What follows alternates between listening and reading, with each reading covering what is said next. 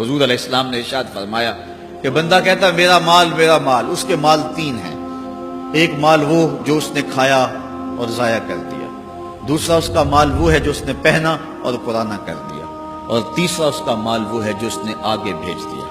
فرمایا باقی اس کے وارثوں کا ہے، اس کا نہیں ہے۔ اس لیے ہم راہ خدا میں خرچ کرنے کا مزاج بنائیں، اس سے مال گھٹتا نہیں ہے، اس سے مال بڑھتا ہے۔ بلکہ جب راہ خدا کے اندر ہم خرچ کرتے ہیں تو ہمارا جو دوسرا مال ہے وہ بھی پاک ہو جاتا ہے۔ اللہ کے محبوب کا ایک فرمان سنیے جس کو حضرت حسن بصری رضی اللہ تعالیٰ عنہ بیان کرتے ہیں۔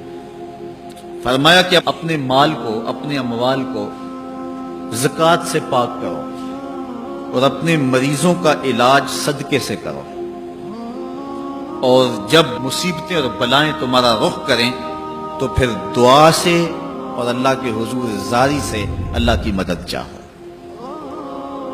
آج ہم صدقے کا مزاج بہت کم کر چکے ہیں۔ اسی زمانے میں ایسا ہوتا تھا کہ جب کوئی بیمار ہوتا تھا تو سب سے پہلا کام لوگ یہ کرتے تھے کہ صدقہ دیا کرتے تھے، ڈاکٹر کے پاس پھر جایا کرتے تھے، حکیم کے پاس پھر جایا کرتے تھے، سب سے پہلے اس کی جان کا صدقہ دیا کرتے تھے۔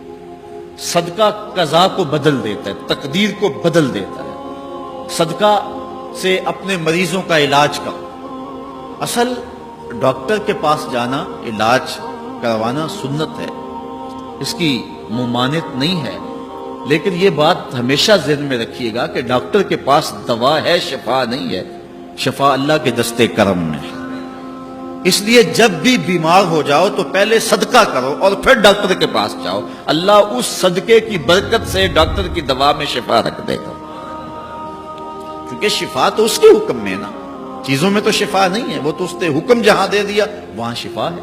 حضرت موسیٰ علیہ السلام کے پیٹ میں درد کا احساس ہوتا ہے تو کوہ طور پہ چلے گئے، کیسے جلیل القدر نبی تھے، اللہ سے ڈائریکٹ رابطے تھے، اور جا کے کہا مالک میرے پیٹ میں درد ہو رہا ہے۔ اللہ اکبر۔ گھر کے نجی معاملے بھی رب سے ڈسکس کرتے تھے، اور کوئی جو ہے وہ ایسی چیز ہوتی وہ بھی رب سے ہی عرض کرتے تھے۔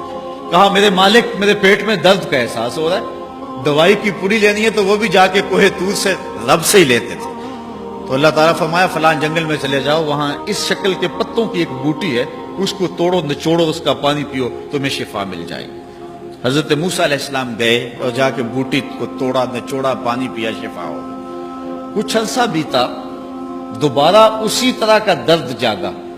اب نسخہ تو ذہن میں تھا، کوہ طور پہ نہ گئے، اس جنگل میں چلے گئے اور جا کے بوٹی کو توڑا، اس کے پتے نچوڑے، پانی نکالا، پیا، لیکن درد اور زیادہ بڑھ جاتا۔ پھر دوبارہ آئے کوہ طور پہ، کہا مالک میں نے اسی درد پہ دوبارہ وہی بوٹی کا پانی پیا ہے لیکن درد بڑھ گیا ہے۔ کہا موسیٰ اب جو آئے ہو کوہ طور پہ پہلے ہی آ جاتے۔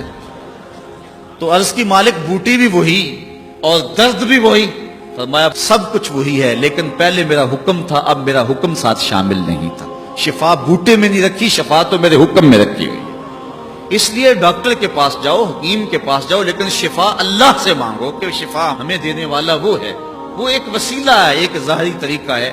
تو حضور علیہ الصلوۃ والسلام اللہ اکبر کیا خوبصورت ارشاد فرما رہے ہیں، حسنوا اموالکم بالزکوۃ، اپنے اموال کو زکوٰۃ سے پاک کرو، وداووا مرضاکم بالصدقہ، اور اپنے مریضوں کا علاج صدقے سے کرو، واستقبلوا امواج البلاء بالدعاء والتضرع، جب مصیبتوں اور اذیتوں کے طوفان تمہاری طرف منہ کھولے ہوئے آئیں تو اس وقت اللہ سے آہوزاری کرو، اللہ کے حضور دعا کرو، التجا کرو اور اللہ سے مدد مانگو۔ وہ بلاؤں کے رخ کو موڑ دے گا، وہ مصیبتوں کے رخ کو پلٹ دے گا تمہاری جانب۔ لیکن جب تم یہ مزاج نہیں رکھو گے تو مصیبتوں پر مصیبتیں آتی رہیں گی۔